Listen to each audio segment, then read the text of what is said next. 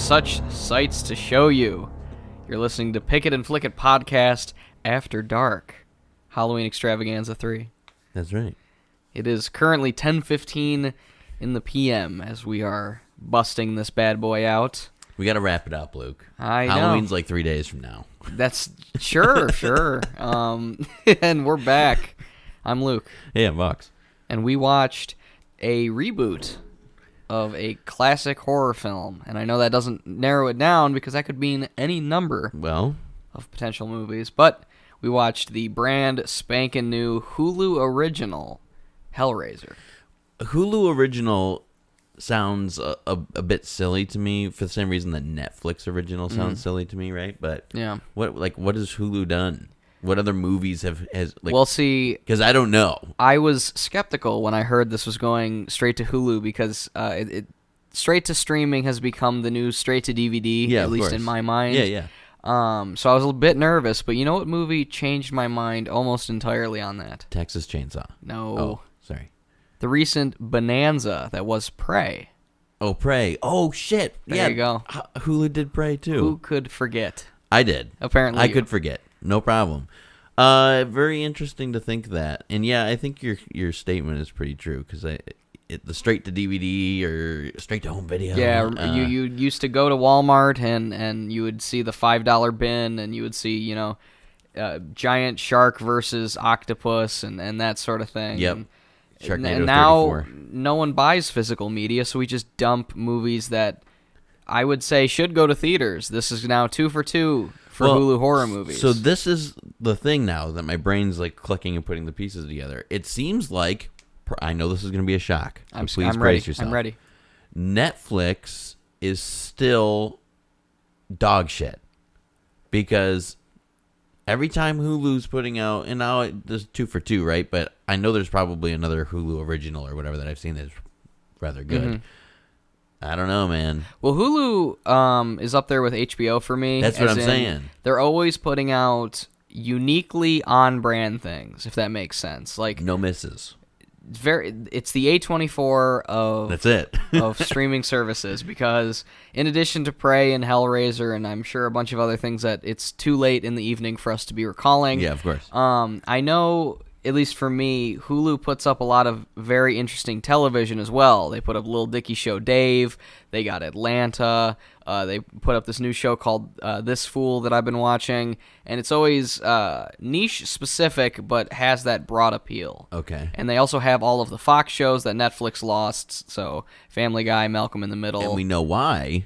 Because Disney owns Hulu. And Disney owns everything. And Disney owns Fox. So there's your connection. But this is a unique one because I've been reading The Hellbound Heart, which is the movie or the book that Clive Barker wrote, which eventually became adapted into the 1988-87 classic horror film Hellraiser. Sure. That everyone knows. Everyone knows Pinhead, Doug Bradley. And you're a fan. I'm a fan of the first two.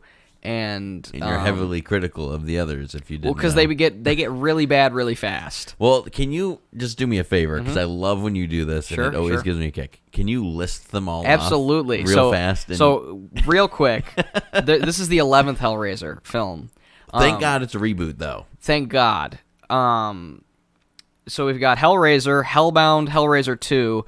I'm not reading these off either. No, there's nothing in front of him. Hellraiser 3, Hell on Earth. Then we've got Bloodline, Inferno, Hellseeker, Deader, Hellworld, Revelations, Judgment, and now the 2022 simply named Hellraiser. Deader. I've never seen the movie. Yeah. But just the title itself sounds fucking stupid. Well, after Bloodline, which was the fourth one where Pinhead's in space... now I gotta watch it. They were no longer going theatrically. The fourth one was the last one, which has yet to be another one, including this one. The fourth one was the last one in the theater. In the movie theater. Oh, yes, okay. Wow. Those ancient places people used to go. Yeah, I know. It's a crazy time. But Inferno was very iffy, and then after that, it just gets almost unbearably unwatchable. Hellseeker is Duke. And Deader must be a blast. Deader sucks, the fat one. But the interesting thing is, That came out in 2005, and then 3 months later, in 2005, we got Hellworld, which was the weird virtual reality kind of Matrixy. It was like an MMO, like they were trying to do like a video game thing. What? Lance Hendrickson's in it, but more interesting than that because he's a horror icon. Yeah, sure. And the most interesting is that was Henry Cavill's first film. Was Oh. Hellraiser Hellworld. No way. And Hellworld, like World of Warcraft kind of. Sure, MMO yeah, video because game. Hellworld Okay, is the get name it. of a Cenobite game, but they don't really do much with that because then it becomes a haunted house movie of sorts. It doesn't matter. You can check out my reviews of Hellraiser 3 to 10 at youtube.com/confusedreviews. Oh, wow. Which I also do. And I'm going to have to go back and watch all of those. I know you're probably kind of like a teeter on the side of caution because you always judge yourself really hard. But, Judgment, which Yeah. is the 10th film. oh, wow. Making the connection. Which I did probably 2-ish years ago, and I've completely forgotten nearly the entire thing. I can remember nearly everything for most of them, but Judgment's it was just kind of bland. Yeah. And after Hellworld, that was the last one Doug Bradley did as Pinhead, as a matter of fact. Sure. Because then we had a weird guy that didn't look like he looked like he shaved his head specifically for it. And he just, I don't know, it looked like a Spirit Halloween attempt at Pinhead of sorts. And then Judgment, it just completely fell off the rails. So, Needless to say. circling all the way back to the Hellbound Heart, I remember I showed you this because I brought it. Yeah. And I showed you the book. The most interesting thing was not the sexual filth that was the Hellbound Heart, because it's pretty on brand, on par, Some and BDSM well shit, adapted yeah. to what the film eventually became, because Clive Barker wrote and directed the movie. Oh, okay, sure. But my favorite part was in the very opening pages. It says Clive Barker wrote this, did this, blah, blah, blah. There's currently a Hellraiser reboot in the works, remake in development. In what year was the book? And the book was well before this, but it was saying in the book, because this was obviously a reprint. Yeah, sure. That's what I was asking. What year was? Yeah, was I don't know. I couldn't find what print year. date? Okay. But what it did say was that the remake is slated for 2007. Whoa. So well over a decade, revving up on nearly 15 years since that book lied and said that. Because that's the thing that's interesting to me more than the contents of the movie, is they've been saying there's going to be a Hellraiser reboot for years and years. Like, because obviously the 2000s were big. Sure. Every franchise got redone except for Child's Play, which they got to. You know what? I cannot think of a franchise they have not rebooted now in the horror scape, because Child's Play and Hellraiser were the two big ones. For the longest time, you could say they got Halloween, they got Nightmare on Elm Street, but they didn't get those two. And now we can officially... Friday was rebooted? 2009. Oh. It had the guy from Supernatural. Yeah. And Oh, had Survivalist Jason, yeah. Dude, I totally fucking forgot about that movie. I actually like that one, but that's for another discussion. Yeah, sure. Yeah, of course. But the interesting thing was, after Hellworld, there wasn't one until, I believe, 2011. That was Revelations. And the only reason they made that one in Judgment was because of that fun little studio mandate where if you don't make a movie within X amount of time, you're done. You'll lose the rights. Reanimator. Reanimator hasn't gotten a remake. Reanimator has not gotten a remake. It's gotten a couple sequels. Yeah. But it hasn't. There we go. But I don't... No, that's very niche. I'll give it to you, but very niche. it's definitely probably on someone's corkboard of let's remake this at some point. Sure. I don't even know who owns Reanimator. Me either, honestly. But if you haven't noticed, we are missing a key factor in the show today, which is obviously the woman of the show, my lovely girlfriend Natasha. But, who's that? Yeah, right. But the thing that we aren't missing is the fact that Pinhead was played by a woman. And that was something I would like to bring up, because as is par for the course with the internet, everyone heard Lady Pinhead and lost their fucking minds. In a good way or a bad way? In a horrible way. Oh, really? They can't do this to my weird sexual slasher movie. So, do you know who Jamie Clayton is? I do not. Okay, neither do I, but looking at her as a, like, human, not in makeup. I was like, that makes sense because she's got that like pointy, very defined structure. Yeah, she's got like a pointy face. She's got kind of like the rounded portion of the back head. She's definitely a sharper faced person than Doug Bradley. Yeah, absolutely, and she did well. And see, that was the interesting thing. Was I tried to reserve judgment, no pun intended. Sure. Oh. Because that's the thing that really gets on my nerves is everyone lost their minds, but all I was thinking was, clearly you fucking people haven't seen all of these movies because they were so creatively bankrupt, low-budget schlock by movie number 4 that I was so on board with whatever they wanted. They just wanted... You want to make a goldfish Pinhead? Go for it. You want to make it a fucking dog? I don't care. Black, white, brown... purple or red, we go say for it time and time again. It doesn't matter what your gender is, what your sexuality is, what your color is. Just make it a good fucking movie. And they did good something characters. Really fucking smart with this one because They in did. the book, the Hell Priest, Clive Barker hates the name Pinhead, by the way, which I think is really funny. Where did that come from? How did it get cute? The movies. He fucking wrote and directed the first one. Well, is it not in that? No, because they don't call him Pinhead. I don't even know what the first movie they might not have called him that in any movie. So I don't know. Did they just call him Hellraiser? Well, in the book, I would say, because it's described as sexless. Yeah, right. And it's called the Hell Priest, and he's just kind of the leader by proxy, what seems like. And I find that very interesting because they made it a female actress, but gave it a very deep, manly voice. A distorted voice, a perfect summation of what it's described. And you know what? It's creepy as hell, and I can more than safely say this is the best Hellraiser movie since the first two. This movie, now mind you, I've only seen the first one, and I saw it when I was in high school. So 85 years ago. 120 years ago, I don't remember a fucking thing. Sure. But what I will say, though, is this movie reminded me that, like, gore can be done tastefully. It doesn't have to be, and this is coming from the guy who loves the Saw movies, right?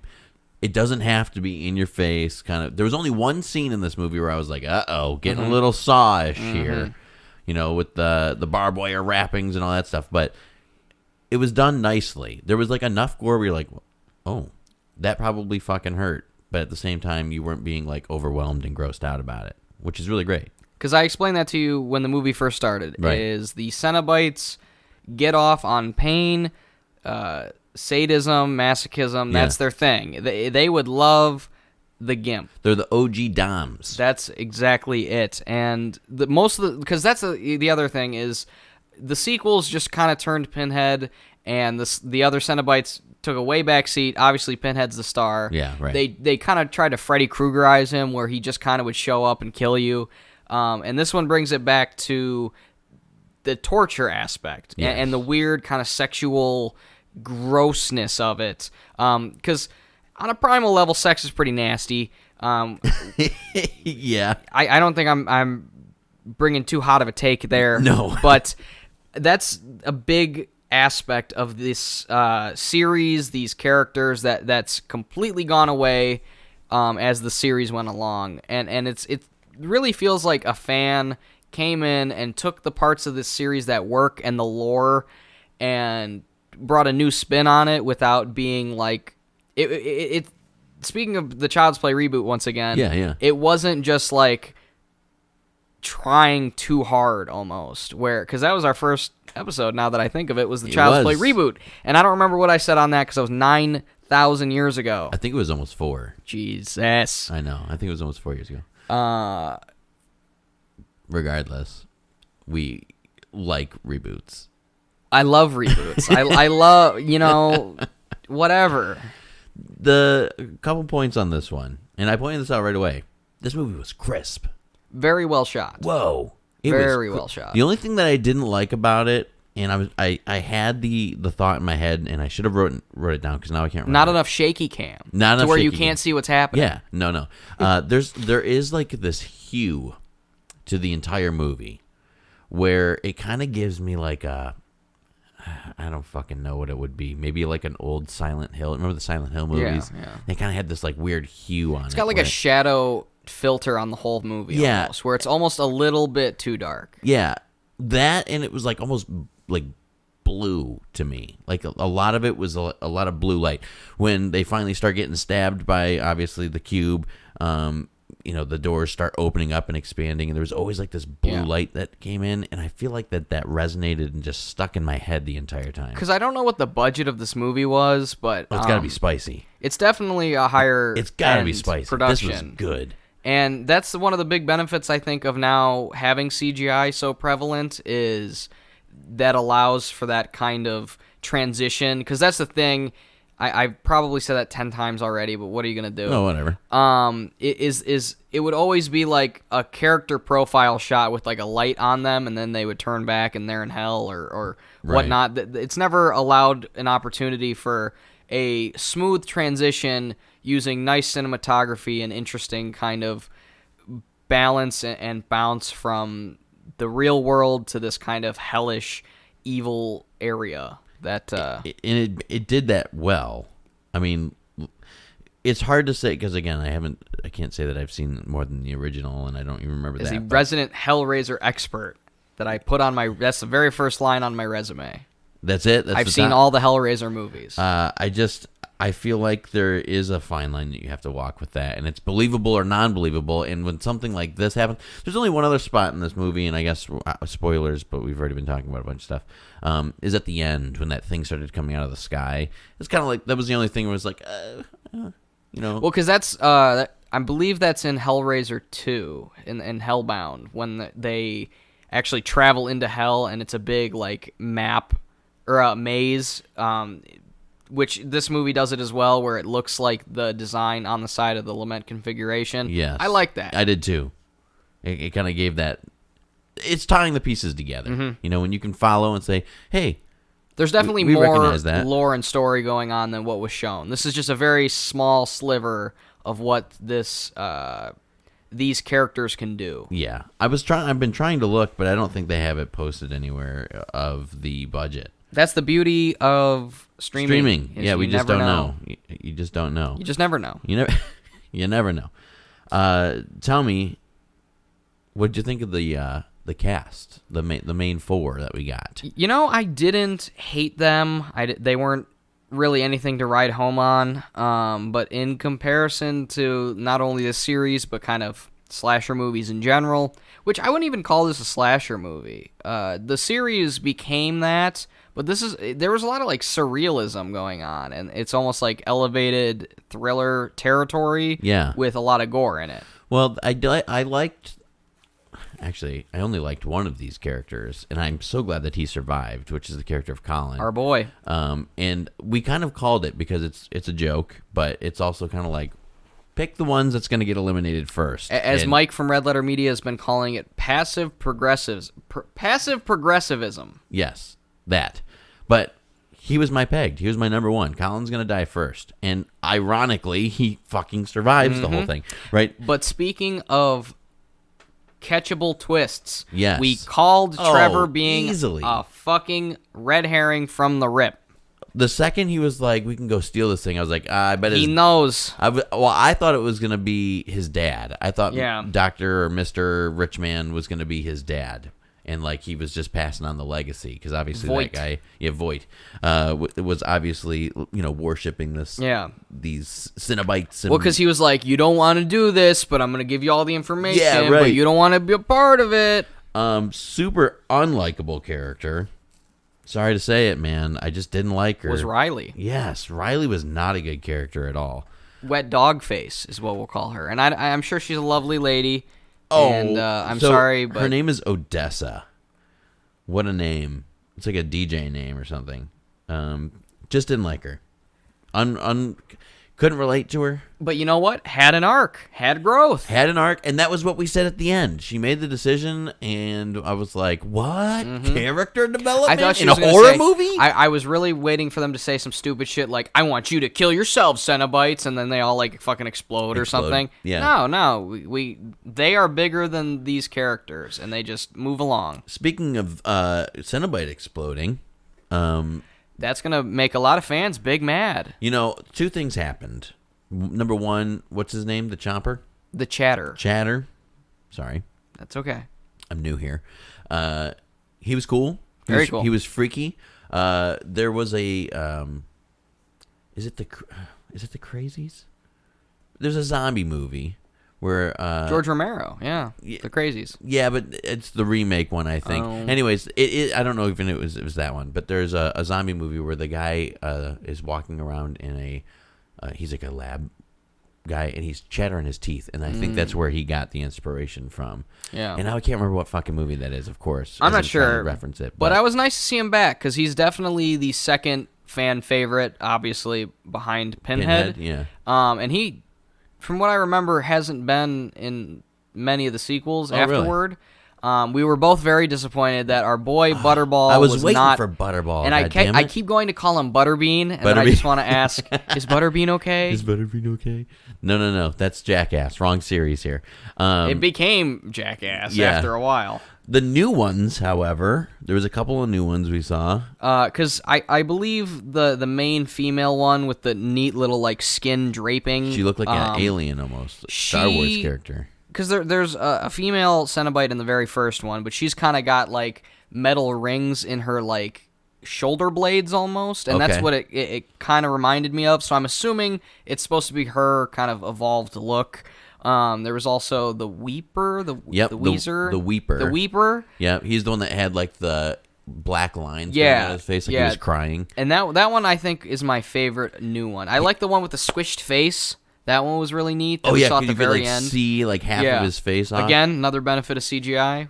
Yeah, but you know what? It didn't look that bad. Could have been practical for all we know. Yeah, it didn't look bad enough for me to be Silly like, of me to assume. Well, so the Weeper, the one that you liked, his arms could like split. So he had like 4 arms kind of running around. So that was cool. And then the Weezer is what I named it. It never gave it a name. Well, because on Letterboxd right now, we're getting the Chatter, the Chatterer. The Chatterer. Get your shit together. God, fake fan. The Weeper, the Gasp, and the Sphinx. The Gasp is the one that was like... That got trapped? Yeah. And I called him the Weezer. Yeah, Because, perfect. The band, right. And then the Sphinx had to have been the chick then. That had like the draped hair. It's saying it's played by a man named Zachary Heng, so who's to say for sure? Really?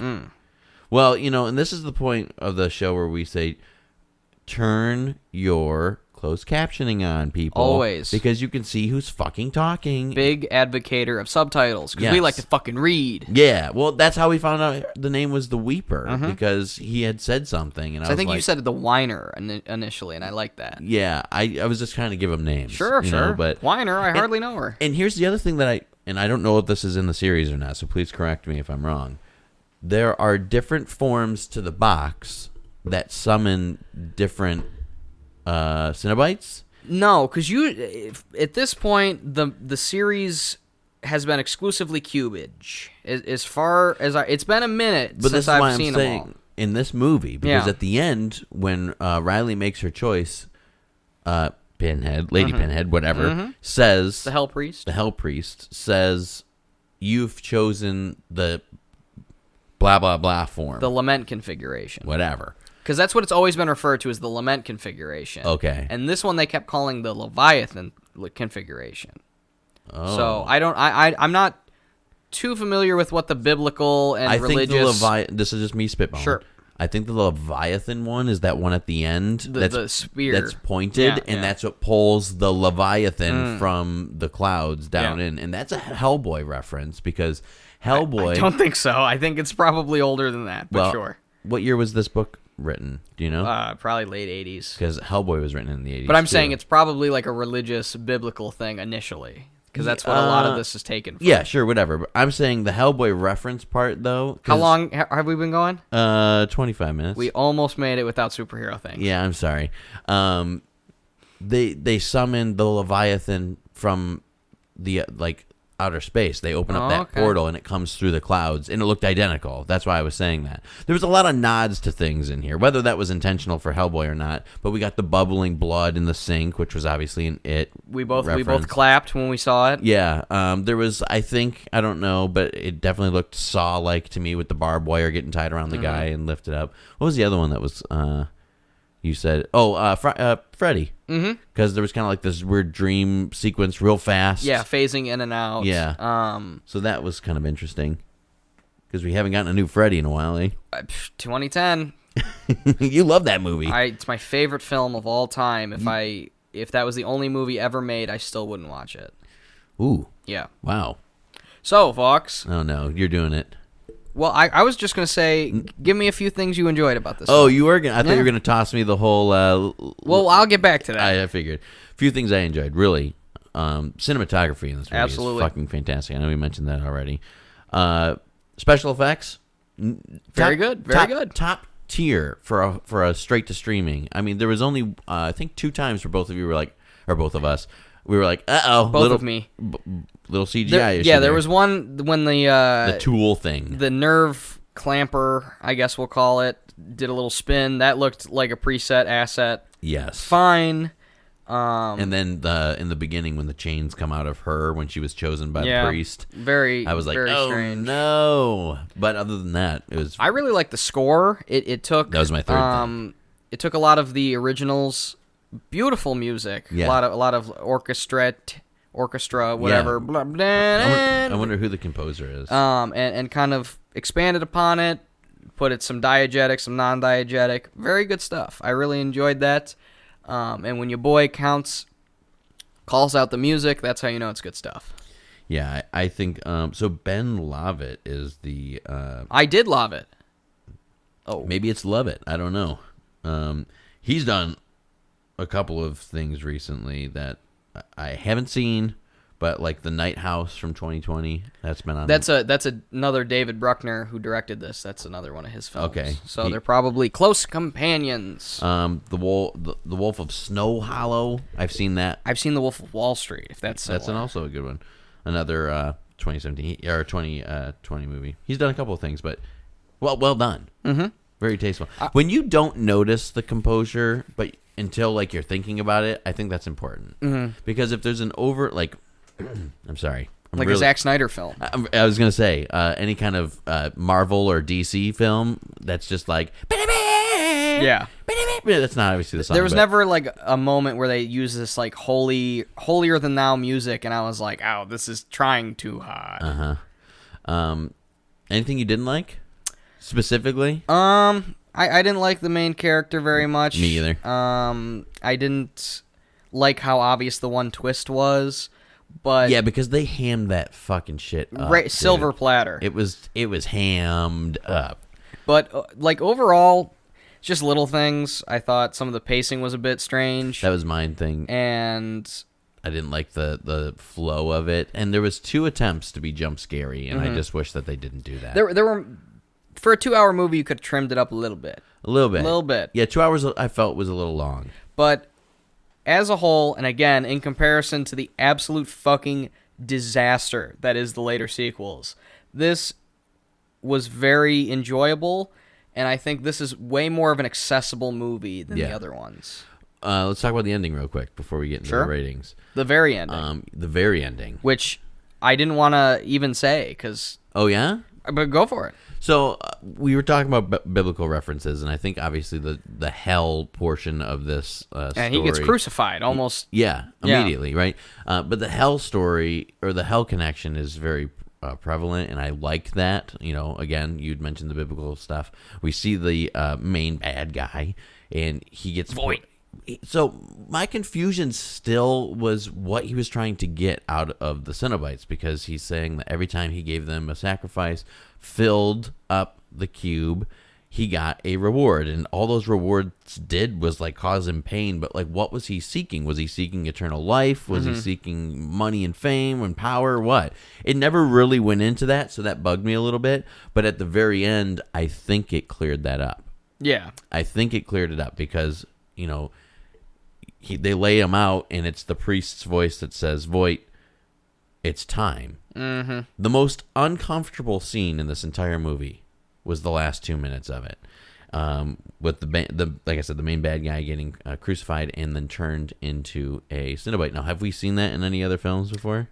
Well, characters have been turned and become Cenobites, but it's usually off screen. It's never Okay. been so prevalent, explicitly Yeah. shown. Which And- I that was a great way to end it. It's definitely going to stick with the viewer. I think so too. And we didn't get a tasteful titty. It's been a long time since we have a tasteful But titty. we did get a wacky wiener. We got a wacky wiener, man.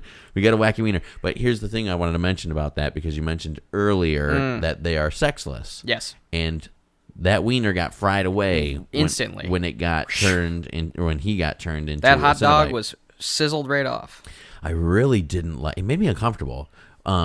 The pulling of this face. Yeah. Like they ripped the flesh off. I his almost face. thought for a second that he was going to get turned into the Chatterer again. Like That's what I thought. Yeah. And then, and maybe they did. Maybe they are Who's doing to that. say? Who's to say? And I swear to you, I was gonna rewind it, but I knew we were just ready to come downstairs. I saw a string, like a fish wire, because you know that was practical effects when they were Had to pulling be. Had to be. pulling his chest up. I Yeah. swear I saw it for Something. just a second, like it was something that wasn't taken out in post. I could see it. I knew what was going on. I was just like, is that a string? And then it was just so fast. But and then it pans out.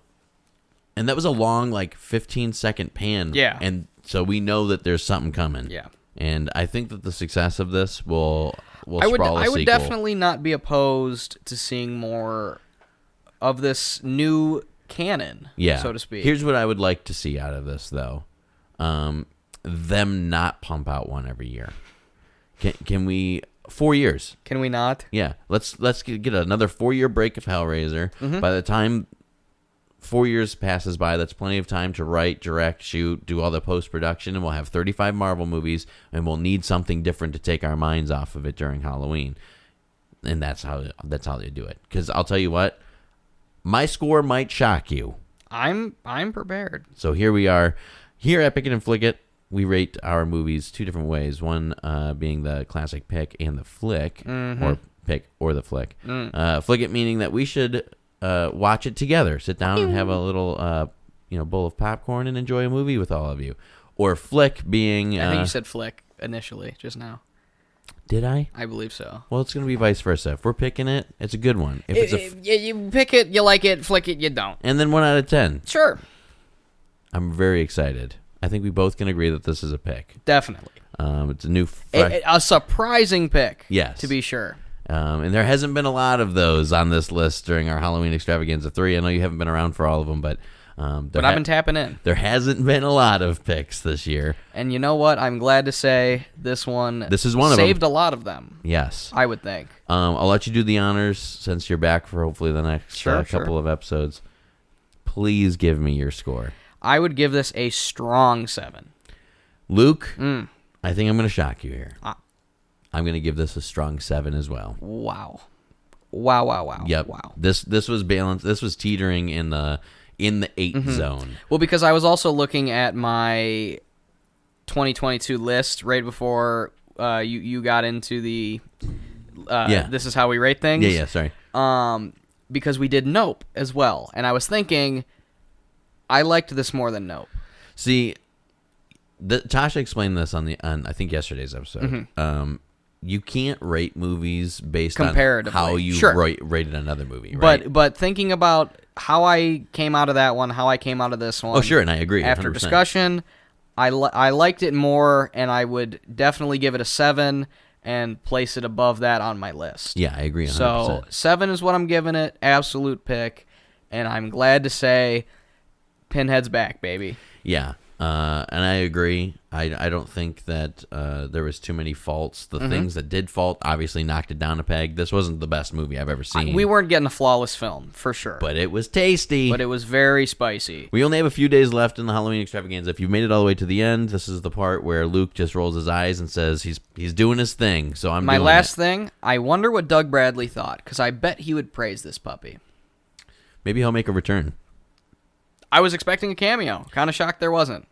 Yeah, Tony that's Todd true. came back for Candyman, but That's Doug true. Bradley in this and one. we did Candyman. That's why way earlier. That's this a plug month. right there. That's a big plug. I did. I appreciate There you go. Like I said, a couple more days left in the Halloween Extravaganza. If you haven't been following along, there's plenty of content that we released all month long. One movie for every single day in October, and we're doing it. How about that? And we're almost done. So make sure you subscribe to follow and see what happens for the rest of the year, because honestly, there could be a huge hiatus and we have no idea. We just never know. But you can also check out Luke over at Confused Reviews. YouTube.com/Confused Reviews. Just type it in YouTube. It'll come up, I promise. He just dropped a banger of a review, and a couple more hopefully coming very soon. Very much so. And other than that, we'll see you tomorrow.